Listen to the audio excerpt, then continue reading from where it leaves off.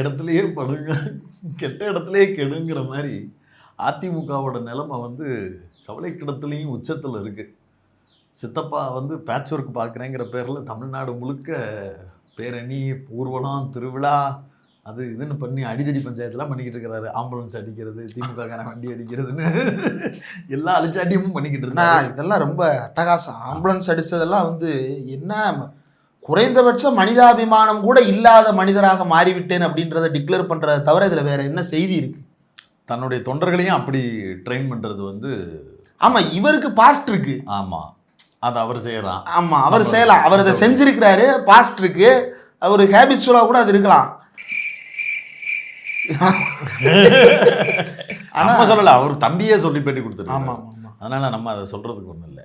இப்படி அதிமுகவுக்குள்ள வலுப்படுத்துகிறேன், கரங்களை வலுப்படுத்துவோம், தமிழ்நாட்டை காப்பாற்றுவோம், மீட்போம் அப்படின்லாம் சொல்லி அவர் ஒரு பக்கம் பேரணி போகும்போது, தமிழ்நாட்டெல்லாம் நீங்கள் மீட்கிறது முதல்ல இருக்கட்டும், உங்கள் கட்சியை முதல்ல மீட்டிருக்கீங்களா அப்படிங்கிற கேள்விகளை வெளியிலேருந்து மட்டும் கேட்கல, கட்சிக்குள்ளே இருக்கக்கூடிய நபர்களே கேட்க ஆரம்பிச்சாங்க. ஆமாம், இந்த ஒரு பழமொழி சொல்லுவாங்கல்ல, நீ எந்த ஆயுதத்தை எடுத்தாயோ அதனாலேயே நீ அழிவாய். கட்சியை பிளவுபடுத்தி தன்னை பலப்படுத்தி கொண்டார். அதே ஆயுதம் இப்போது அவருக்கு எதிராகவே திரும்ப பார்க்கிறது. செங்கோட்டையன் அவர்கள் 5ஆம் தேதி பேச போகிறேன், மனக்கதவை திறக்கப் போகிறேன், மனசை திறக்கப் போகிறேன். நம்ம ஆர்கே சார் சாவியை தொலைச்சிட்டீங்களா? அதுக்கு ஏன் 3 நாள் டைம் விட்டுருக்கீங்க? 3 நாள் கழிச்சு மனம் திறக்க போகிறேன் அப்படின்றாரு. இப்போ வந்து 2 நாள் கழிச்சு திறக்க போகிறேன் அப்படிங்கிறாரு. அவர் போட்டிருக்கக்கூடிய இந்த வெடிகுண்டு தான் பெரிய விவாதங்களாக மாறி இருக்கிறது. அதில் நிறைய பிட்ஸ் அண்ட் பீசஸாக குழப்பங்கள் மட்டுமே நிலவி கொண்டே இருக்கிறது. செங்கோட்டையன் அவர்கள் திடீரென்று டெல்லி பயணத்தை 2 மாதங்களுக்கு முன்பாக தொடர்ச்சியாக நடத்தி கொண்டே இருந்தார். 2-3 மாதத்துக்கு முன்னாடி நிர்மலா சீதாராமனை சந்திக்கிறது, அப்புறம் போய் டெல்லியில் போய் சில நபர்களை சந்திக்கிறது அப்படின்னு பல விஷயங்கள் லைனப்பில் இருந்தது. அப்போ கூட்டணிக்கு வந்து எடப்பாடியை அழைக்கிறதுக்கு முன்னாடி செங்கோட்டையனை வச்சு சில வேலைகள் பார்க்குறாங்க. இந்த கூட்டணியை வந்து டிஸ்டர்ப் பண்ணுறதுக்கு எடப்பாடி ஏதாவது மூவ் பண்ணாருன்னா செங்கோட்டையனை வச்சு பிஜேபி காய் நகர்த்துறாங்க அப்படின்னு பல தகவல்கள் ஏசியங்களாக வந்து கொண்டே இருந்தது. அந்த நேரத்துலையும் நம்ம வந்து பல விஷயங்களை பேசியிருந்தோம். அது மட்டுமே நோக்கமாக இருக்கும் அப்படின்றத சொல்ல முடியாது. ஏன்னா செங்கோட்டையனுக்கு பர்சனலாக ஒரு பெரிய நெருக்கடியில் மாட்டி இருக்கிறார். அதுதான் உண்மை. அவருடைய பகுதியில் இருக்கக்கூடிய அதிமுக செல்வாக்கான நபராக அவர் இருக்கிறார். அந்த இடத்தில் போடப்பட்டிருக்கக்கூடிய பொறுப்பாளர்கள், புதிய நியமனங்கள், இது எல்லாவற்றிலும் செங்கோட்டையன் அவர்களுக்கு நேர் எதிராக இருக்கக்கூடிய இன்னொரு தரப்பிற்கே முக்கியத்துவம் கொடுக்கப்படுவதாகவும், தனக்கு தன்னுடைய அதிகார மட்டத்திற்கு ஒரு பெரிய கேள்விக்குறியை எடப்பாடி பழனிசாமி எழுப்பிக் கொண்டே இருக்கிறார் அப்படிங்கிற நெருக்கடியும் அவருக்கு வந்து ஒரு பெரிய சிக்கலாக மாறி இருக்கிறது. அது எல்லாத்தையும் மனசில் வச்சுக்கிட்டு தான் இந்த பக்கம் நகலலாம், எந்த பக்கம் நகலலாம் அப்படிங்கிறத குழப்பத்தில் ஆழ்த்தி கொண்டே இருக்கிறார். நேற்று அந்த ஒரு முக்கியமான ஊடகத்தில் செய்தி பார்த்தேன், என்னண்டு தாவேக்கா போகிறாருன்னு. அது வந்து பெய்டு நியூஸ். நீங்கள் அதுக்கெலாம் வந்து ஒரி பண்ணக்கூடாது. 24/7. ஆமாம் ஆமாம், அதெல்லாம் பெய்டு நியூஸை வந்து அந்த பக்கத்தில் இருந்து தெலாவி விட்டு செங்கோட்டையன் அவர்களை அழைக்கிறது அப்படின்றது. இப்போ நான் என்ன கேட்குறேன், செங்கோட்டையன் தாவேக்காவுக்கு போகிறார் வச்சுக்கோங்க, ஒரு உதாரணம், அவங்க சொல்கிறதே தகவல்னு வச்சுக்குவோம். என்ன பேசிக்ஸில் அவர் அங்கே அகாமடேட் பண்ணுறது? நீங்கள் வந்து ஊழல் ஒழிப்புன்னு பேசுனீங்க, செங்கோட்டையன் எந்த கணக்கில் வர்றாரு? செங்கோட்டையன் மீது இந்த குற்றச்சாட்டுன்னா, அதிமுகவில் செல்வி ஜெயலலிதா அவர்கள் இருந்தபோது வரை அவருக்கு ஏன் பதவிகள் கொடுக்கப்படவில்லை, அவருடைய பதவி ஏன் பறிக்கப்பட்டது, பல தகவல்கள், பல செய்திகள் அப்போ வெளிப்படையாக வெளியில் வரும். தூய்மை, புனிதம், நான் நேர்மை, இந்த வியாக்கியான அரசியல் பேசி கொண்டிருக்கக்கூடிய விஜய் அந்த செங்கோட்டையனை சேர்த்துக்கிறதன் மூலமாக ஒரு அடி விழுகத்தான் செய்யும். இல்லை அதை தாண்டி கேப்டன் விஜயகாந்த் அவர்களுக்கு பண்ருட்டியார் இருந்தது, இதெல்லாம் போனாதானே போனா அது வேற. அப்படியே போறதுன்னு உங்க வாதத்துக்கே நான் வலு சேர்க்கிற மாதிரி வச்சுக்கிட்டா கூட, செங்கோட்டையனுடைய பலம் என்ன, பலவீனம் என்ன, தாவேக்காவுக்கு இது தெரியுமா? செங்கோட்டையன் என்கிற நபர் தனியாக ஒரு கட்சி, செங்கோட்டை என்பது டெல்லியில் இருக்கிறது, அங்கு குடியரசு தினத்துல சுதந்திர தினத்துல கொடியேற்றுவாங்க, அங்கே இருப்பவர்கள் செங்கோட்டையர்கள். இது 2 மார்க்கெட். அப்போ தாவேக்காவுக்கே செங்கோட்டையனை எப்படி அகாமடேட் பண்ணுறதுங்கிறதுல பெரிய குழப்படி இருக்குது. அதனால் தாவேக்கா கிட்ட போனால் செங்கோட்டையன் அவர்களுக்கு வலு குறையும் அப்படிங்கிறது தான் யதார்த்தம். ஏன்னு சொல்கிறேன், செங்கோட்டையன் அவர்கள், அவருக்கு பின்னாடி இருக்கக்கூடிய ஓட் பேங்க், அவருடைய ஆள் பலம், அவருடைய அதிகார பலம் அப்படிங்கிறது எதன் அடிப்படையில் நியமிக்கப்படும்னா, அவர் ஒரு அதிகார மட்டத்தில் இருக்கும்போது தான் அது வந்து சாத்தியப்படும். தாவேக்கா மாதிரியான ஒரு புது கட்சியில் போய் அவர் சேருவது அப்படிங்கிற நரேஷனை எடுத்துகிட்டு வந்து வச்சாலே ஆட்டோமேட்டிக்காக அவர் பக்கத்தில் இருக்கக்கூடிய ஆட்கள் சோர்வடைஞ்சு போயிடுவாங்க. இன்னொன்று அவர் ஆர்கனைஸ்டு க்ரௌடை வந்து ஹேண்டில் பண்ண நபர்கள். இப்போ அன்ஆர்கனைஸ்டா தாந்தோன்றித்தனமா தடால் திடீர்னு ஓடி வர ஆட்களை வந்து அணில் மேய்க்கும் பணிக்கு அவர் பயிற்சி பெற்றவர் இல்லை. விஜய்க்கே செங்கோட்டையன் யாரும் தெரியாது. அதுக்கு பிறகுதான் நீங்க புஷி ஆனந்த் எல்லாத்த பத்தியும் யோசிக்கணும். அப்படி இருக்கிற ஆட்கள் செங்கோட்டையனை எப்படி அகாமடேட் பண்ணுவாங்கன்றதுக்கு மட்டும் பதில் சொல்லுங்க. செங்கோட்டையன் வந்து ஒரு தனி இயக்கம் கூட்டு வந்து வைக்கிறதுக்கான பாசிபிலிட்டிஸ் என்ன? அப்ப அதை ஓரம் கட்டுங்க. ஜெயலலிதா அவர்கள் மரணத்திற்கு பிறகு கூவத்தூர்ன்ற மேட்ரு ஊருக்கே தெரியும். என்னால் பேரம் பேச முடியல, என்னால் பணம் செலவு பண்ண முடியல, அதனால நான் ஆக முடியலன்னு செங்கோட்டையனே வெளிப்படையாக பேசினார்.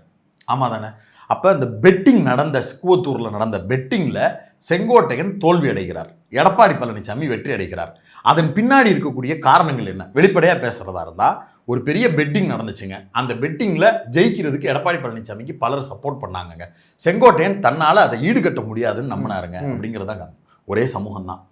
ஆனால் எடப்பாடி பழனிசாமியை நம்பி பெட்டிங் பண்ணுறதுக்கு பல பேர் இருந்தாங்கல்ல, கான்ட்ராக்டர் இருந்தாங்க, பல பேர் அவர் வந்து ஆல்ரெடி ரெடி பண்ணி வச்சுருந்தாரு, எல்லாத்தையும் வச்சுருந்து பேக்கப்பை ரெடி பண்ணி கொடுத்தாரு. செங்கோட்டையன் அவர்களை ஆதரிப்பதற்காக அந்த சமூகங்களிலிருந்து பெரிய நபர்கள்னு யாராவது வந்திருந்தாங்களா?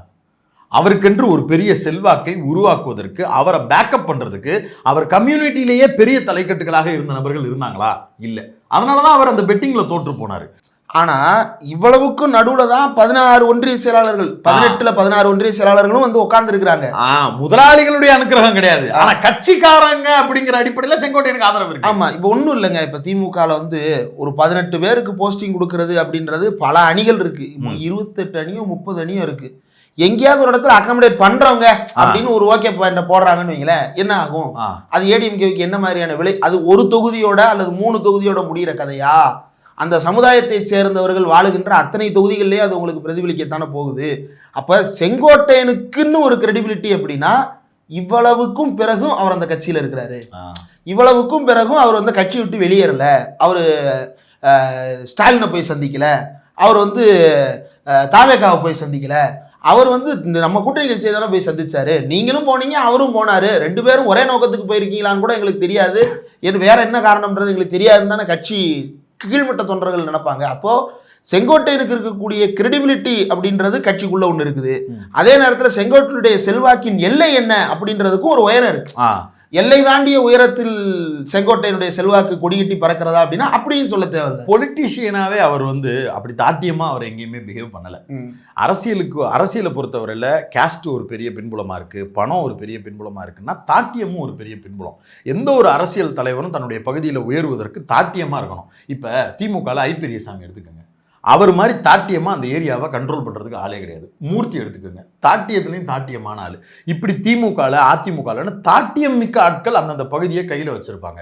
செங்கோட்டையன் அப்படி தாட்டியமாக ஏதாவது செய்கிறாரா? அவரை நம்பி தாட்டியமாக ஒரு 4-5 பேர் 50 பேர் 60 பேர் உருத்தா வர்றது அப்படின்ற மாதிரியான பேக்கப் இருக்கா? இல்லையே. அதுதானே அவருடைய பலவீனம். கட்சியில் ரெட்டலையில் செங்கோட்டையன் அவர்கள், அதுவும் சாதியில் அப்படின்னு ஒரு சிலர் ஆதரவு, அது ஒரு பெரிய ஓட் பேங்க், அதனால தானே அவர் எம்எல்ஏ ஆகிறாரு. அதெல்லாம் இருக்கு. அதை தாண்டி என்ன இருக்கு அப்படிங்கிற இடம் வந்து கேள்விக்குறியாகத்தான் இருக்கு. அதுக்கு பிறகு கட்சி ஆரம்பிக்கிறாரா இல்லை இயக்கமா ஆரம்பிக்கிறாரா? அவர் வைக்கக்கூடிய முழக்கம் என்ன?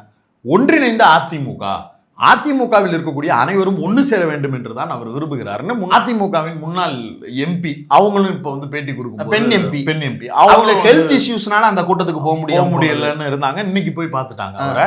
அவங்க வந்து பேட்டி கொடுக்கும் போதும் சொல்றாங்க, இந்த மாதிரி ஒன்றிணைந்து எல்லோரும் செயல்பட வேண்டும் என்பதுதான் அவருடைய விருப்பமா இருக்கு, அதை தான் அவர் வந்து மனக்கதவை திறக்க போறாருன்னு நினைக்கிறோம் அப்படிங்கிறது தான் அவங்க கொடுக்குற ஹிண்ட். செங்கோட்டையன் அவர்கள் கொடுக்குற ஹிண்ட்டுமே எல்லாரும் ஒன்று சேர்ந்து இருக்கிறது அப்படிங்கிறது. அப்படின்னா என்ன அதிகபட்சம் அவருக்கு இருக்கக்கூடிய வாய்ப்பு? கேசி பழனிசாமி அவர்களைப் போல, சசிகலா அவர்களைப் போல, அமமுக தினகரனை போல, ஓபிஎஸ்ஐ போல ஒன்றிணைந்து அதிமுக வர வேண்டும் அப்படின்னு சொல்லிட்டு ஒரு ஓரமாக இருப்பது மட்டும்தான் அவருக்கு இருக்கக்கூடிய ஒரு வாய்ப்பு.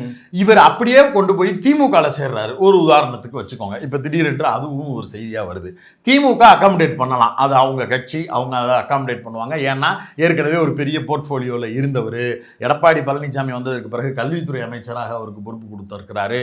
இன்னொன்று, அவருக்கு பின்னாடி ஒரு கேஸ்ட் ஓட் பேங்க் இருக்கும், அவர் ஏரியாவில் அவர் கொஞ்சம் செல்வாக்கான ஆளா இருப்பாரு, அதனால அவர் அகாமடேட் பண்றாங்க. எந்த அளவுக்கு அப்படின்னா, அவர் கடைசியா வந்து எடப்பாடி பிரிவில் அமைச்சராக இருந்தாலும் ஜெயலலிதாவே தூக்கி வீசி அடித்த நபர் தான். ஆமா.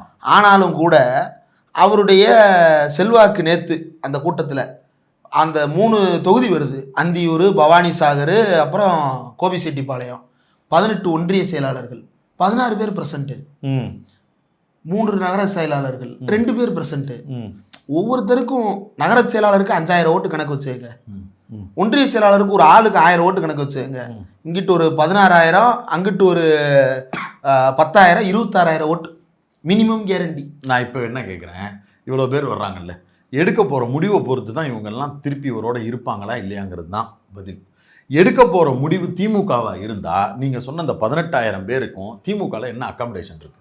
இல்லை 18,000 வாக்குகள் தானே. வாக்குகள் இப்போ நிர்வாகிகளாகவே நீங்கள் பார்த்தா கூட ஒரு 2,000 பேர் இருக்கிறாங்கன்னு வச்சுக்கோங்க. இந்த 2,000 பேரையும் செங்கோட்டையன் கூட்டு போய் திமுகவில் நிப்பாட்டுறாருன்னா இதே ஈக்குவலான பொறுப்பை அந்த பகுதியில் ஏற்கனவே ஒரு திமுக காரர் வச்சிருக்காருல்ல, அவங்களெல்லாம் எப்படி அக்காமடேட் பண்ணுவாங்க? ஆனால் மான மரியாதை இருக்கும்ல. எப்படி இருக்கும்? ஓபிஎஸ்க்கு இப்போ எங்கே இருக்குது? இல்லை, அவர் வெளியில் இருக்கிறார். திமுகவுக்கு போனா திமுகவை 2 தடவை போய் சந்திச்சார். திமுக தலைவர் ஸ்டாலின் அவர்களை 2 முறை போய் சந்திச்சார். யாரு? ஓபிஎஸ்.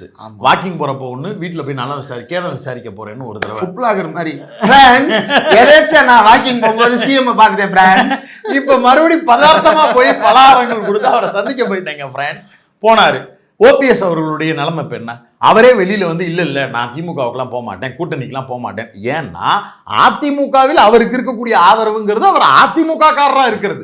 திமுக எதிர்ப்பில் இருந்தால் மட்டும்தான் அவருக்கான செல்வாக்கு. அப்ப பொலிட்டிக்கலி ஸ்பீக்கிங் திமுகவுக்கு இது பலன் கொடுக்கும். எப்படி நெரேட்டிவ்ல பலன் கொடுக்கும்னா, அதிமுக என்கிற ஒரு பெரிய தமிழ்நாட்டை பலமுறை ஆண்ட ஒரு கட்சி, ஜெயலலிதாவோடு இன்னும் சொல்ல போனா என் எம்ஜிஆர் கிட்டேயே பெரிய செல்வாக்கோடு இருந்த செங்கோட்டையன் அவர்கள் திமுக தான் தனக்கு நம்பிக்கையான கட்சின்னு சொல்லி உள்ள வர்றாரு அப்படின்னு சொல்லுவதன் மூலமா அதிமுக பலவீனப்பட்டு கொண்டிருக்கிறது. அதிமுகவுக்கு போடுற ஓட்டு ஜெயிக்கிற ஓட்டு கிடையாது, அது தோற்கக்கூடிய ஓட்டு, அது மூழ்கக்கூடிய படகு அப்படின்னு திமுக பிரச்சாரம் பண்ணுவதற்கும் திமுக அந்த நெரேட்டிவ் எடுத்துட்டு வருவதற்கும் 100% பலனடையும். அதன் மூலமா திமுக எதிர்ப்பு வாக்குகள் அப்படிங்கிற விஷயத்துல எந்த பிரச்சனையும் வரப்போறது இல்லை. மாறா திமுகவுக்கு ஓட்டு போடலாமா வேணாமான்னு டைலமோல இருக்கக்கூடிய ஆட்களுக்கு போட்டுறலாம். என்ன செங்கோட்டையன் போறாரு, அவரு பேர் என்ன பாய் இல்ல, நம்ம ஊர்ல ஒரு குறிப்பிட்ட செக்ட் இருக்கிறாங்க. அதாவது அவங்களுடைய எல்லா தரப்புலையுமே சொல்றேன், எல்லா இதுலையுமே ஜெயிக்கிற ஆளுக்கு போடணும் அப்படின்ற ஒரு தாட் ப்ராசஸ் அவங்க ஒரு கணக்கு வச்சிருப்பாங்க. இந்த தடவை இவர் தாயா அடிப்பாரு, இங்க தாயா குத்துறோம். சில சமயம் தவறி இருக்கலாம், பெரும்பாலான நேரங்களில் அது சரியா தான் அமைஞ்சிருக்கு. ஆமா, அந்த மாதிரி ஆட்களுக்கு இதெல்லாம் கூடுதல் பலமாக கரெக்டா ஓட்டு போடுறதுக்கு 1 மணி நேரம் 2 மணி நேரத்துக்கு முன்னாடி தான் அந்த முடிவையும் எடுப்பாங்க. அதுக்கு முன்னாடி வரைக்கும் அவங்க அதிமுகம்பாங்க, திமுகம்பாங்க, விஜய்பாங்க, நாம் தமிழர்பாங்க, விசிகாம் எல்லாத்தையும் சொல்லுவாங்க. கடைசியா அவங்களுக்கு வந்து இல்ல இது போட்டு என்ன ஆக போகுது, ஜெயிக்கிறது எது, பார்த்து போட்டு போயிடும், இப்படி ஒரு மனநிலைக்கு அது தள்ளப்படும். அப்படி வரும்போது திமுகவுக்கு அது அட்வான்டேஜா மாறும். செங்கோட்டையன் என்கிற நபருக்கும் அவரை சார்ந்திருக்கக்கூடிய நபர்களுக்கும் என்ன பலனை கொடுக்கும், அதுல வந்து ஒரு பெரிய கேள்வியும் இருக்கு. அப்ப அதனாலதான் என்ன பண்றாருன்னா, ஜம்பை வந்து அவர் வேறையா காட்டிக்கிட்டே இருக்கிறாரு. பிஜேபி தரப்பில் இருக்கக்கூடிய ஆட்களை சந்திக்கிறதன் மூலமா தன்னுடைய இருப்புக்கு ஏதாவது ஒரு விதத்துல கேரண்டியை உறுதிப்படுத்திட முடியுமா கட்சிக்குள்ள, கூட்டணிக்குள்ள அப்படின்னு ஒரு முடிவு பண்றாரு. இல்ல அவர் வந்து பிஜேபிக்கு போவாரு அப்படின்றாரு. இப்ப அதிமுக இருக்கிறதுக்கு பிஜேபியில் இருக்கிறதுக்கு என்ன வித்தியாசம், அதை மட்டும் சொல்லுங்க. வேற எதுவும் நான் கேட்கல. அதே பாஜகவோட இவர் போய் சேர்ந்தாருன்னா கூட்டணி வைக்கிறேங்கிற பேர்ல அதே தொகுதியை தானே இவர்களும் கொடுக்க போறாங்க. அப்ப பாஜகவில் இருக்கக்கூடிய முகமா அவர் இருந்தாருன்னா அவருக்கு என்ன இருக்கு, லோக்கல்ல என்ன செல்வாக்கு இருக்கு? ஒண்ணும் கிடையாது. சரி, இப்ப செங்கோட்டையனை வந்து அதிமுக நீக்குறாங்கன்னு ஒரு பாசிபிலிட்டி எடுத்து பார்ப்போம். அப்படி நீக்க முடியுமா எடப்பாடியால? என்ன காரணம் சொல்லுவாரு? அவர் போய் நிர்மலாவை பார்த்தாரு, நீங்களும் தானே பார்த்தீங்க. ஆமா, அவர் போய் அண்ணாமலை, அவர் போய் அமித்ஷாவை பார்த்தாரு, நீங்களும் தானே பார்த்தீங்க. அப்ப எந்த விதத்திலையுமே சரி அப்படியே நீக்குறீங்க அப்படின்னாலும் அவர் உங்களுக்கு ஒத்துழைப்பு தராம இருந்தாரா? இல்ல, அவரை நான் தான் கூப்பிடாம வச்சிருந்தேன். அப்ப நீ தானே தப்பு பண்ண, பொதுக்குழுல 4 பேர் கேட்பான்ல. ஆமா, கட்சி ஆபீஸ்ல பெரியார் படம் வச்சாரு, அதனால நீக்குனேன்னு சொல்ல. துணை முதல்வரா இருந்த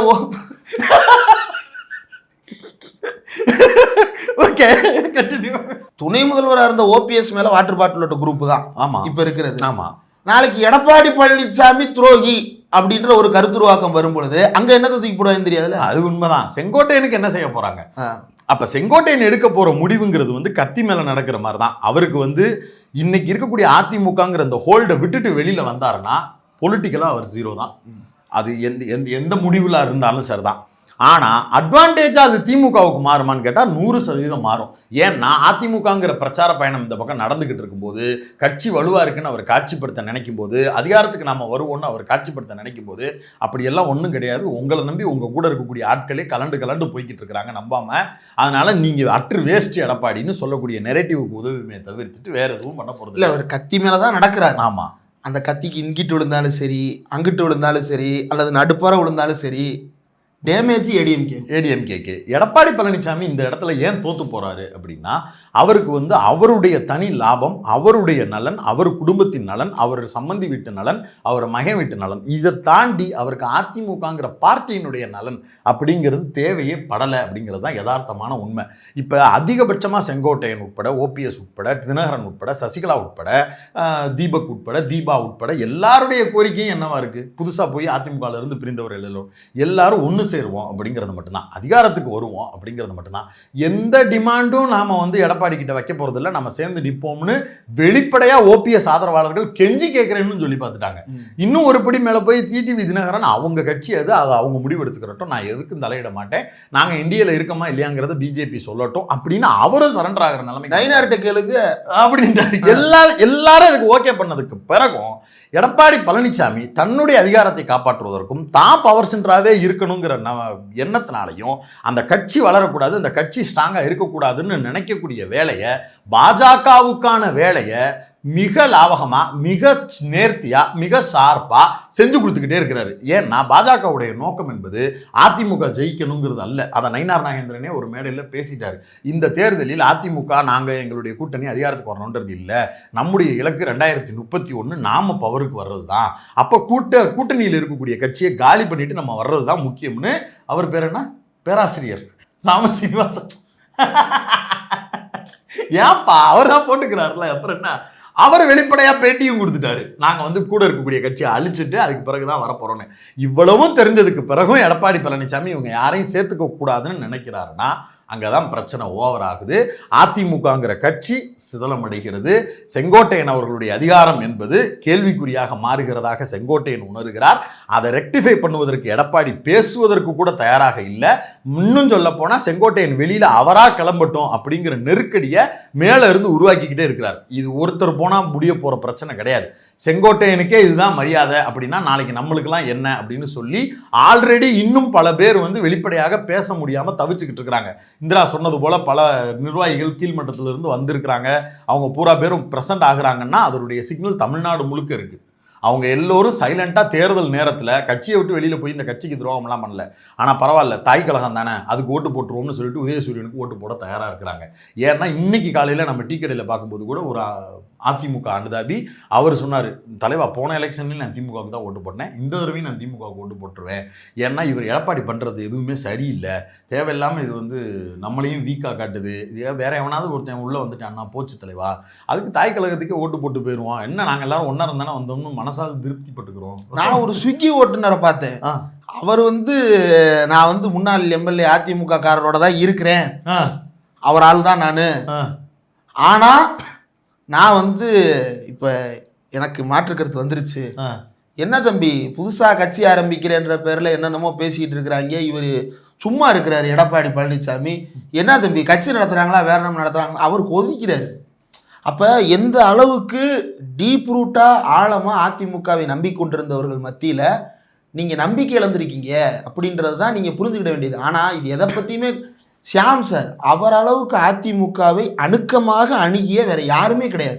இன்னொன்று அதிமுகவில் இருக்கக்கூடிய எல்லா பிரச்சனைகளும் டே 1ல இருந்து இப்போ வரைக்கும் இருக்கக்கூடிய பிரச்சனைகள், ஒவ்வொரு தலைவர்களுக்கு பின்னாடி இருக்கக்கூடிய பின்புலம், அவர்களுடைய காரண காரியங்கள் எல்லாத்தையும் அக்குவேரா தெரிஞ்சவர், என்ன டேமேஜ் வரும்னு தெரிஞ்சவர், அதுக்கு என்ன டேமேஜ் கண்ட்ரோல் தேவைப்படும்னு அவர் சொல்ல தெரிஞ்சவர். ஆமா, அவர் சொல்றாரு போனா போகட்டும் நினைக்கிறாருங்க எடப்பாடி, ஆனா அது தப்பான முடிவுங்க அப்படின்றாரு. ஆமா, அவருக்கு வந்து எடப்பாடி பழனிசாமியை பொறுத்தவரையில் யார் வேணாலும் போகட்டும், இருந்து நம்ம பார்த்துக்கலாம் அப்படின்னா என்ன பார்த்துக்கிறது, அதிகாரத்துக்கு வருவது அல்ல அவர் நோக்கம்.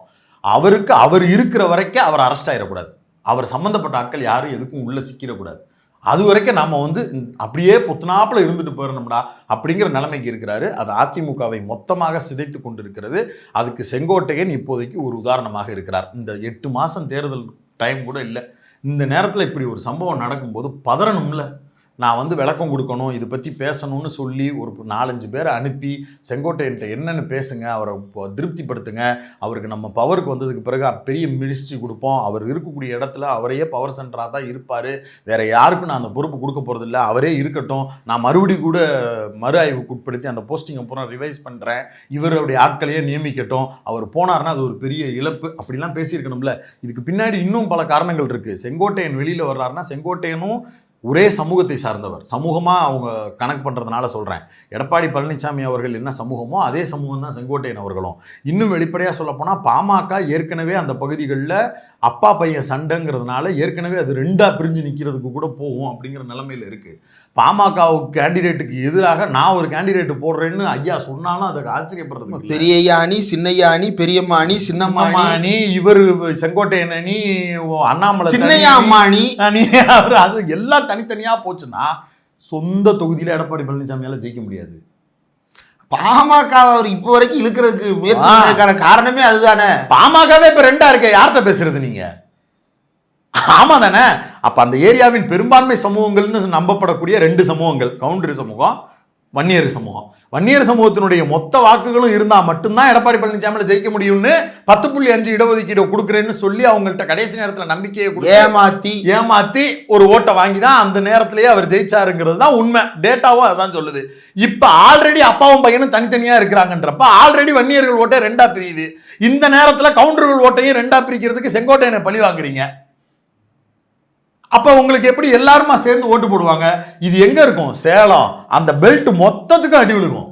இல்ல அந்த இடத்துல அவர் என்ன பண்ணுவார் அப்படின்னா, ஜீட்ட சொல்லி அந்த ஓட்சரி ஏதாவது பார்த்து அந்த மாதிரி போயிடுவார் நினைக்கிறேன். அப்படி ஒரு நிலைமைக்கு போகும். இப்படியாக அதிமுக தன்னுடைய பலவீனமான சூழலை நோக்கி நகர்ந்து கொண்டிருக்கிறது. தமிழ்நாட்டில் அந்த இடத்தை பாஜக கைப்பற்றுவது அப்படிங்கிறது ஒரு பெரிய சோகம்.